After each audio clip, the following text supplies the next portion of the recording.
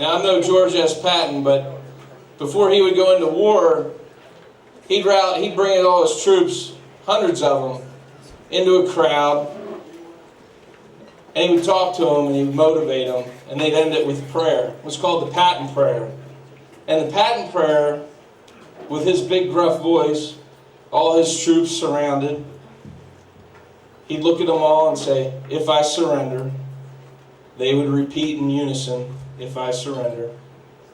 He'd say, "Shoot me." They'd all say, "Shoot me." "If I give up," "If I give up," "Shoot me."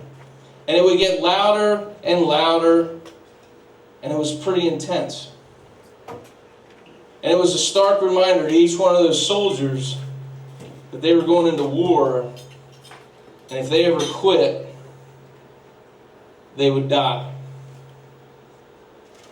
And cancer is no different. And our family's battle started back in December of 2009. I came home from work one night, and my dear wife Ann pulled me aside and she said, "Something's not right. Charlie's dropping to his knees in pain." She looked at me and said, "I'm taking Charlie to the hospital." Later that morning at about 6 a.m., I'm waking up. I had a meeting. Couldn't cancel it.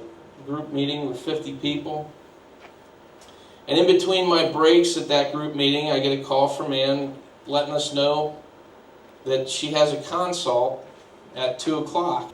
After my meetings, drove down 422 from Lebanon, Pennsylvania, where I was, with tears streaming down my face, scared out of my mind, because I knew I was going into a battle. And I showed up at that children's hospital, and there's my wife, completely exhausted, my tired son, up all night, and I'm trying to hold it all together. He looks at me and says, "Folks, it's not good.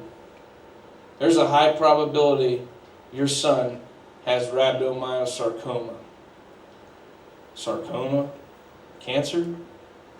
"Yes, Mr. Beecher." Those words echo in my mind all the time, even to this day.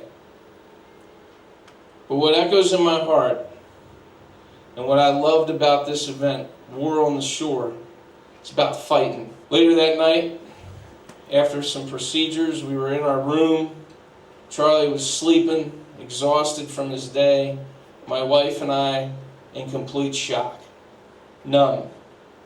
4 Diamonds came into the room. Greg Biaki, Janine. We have no idea what they said. The next day, when Charlie was getting his procedure, Greg stopped us again.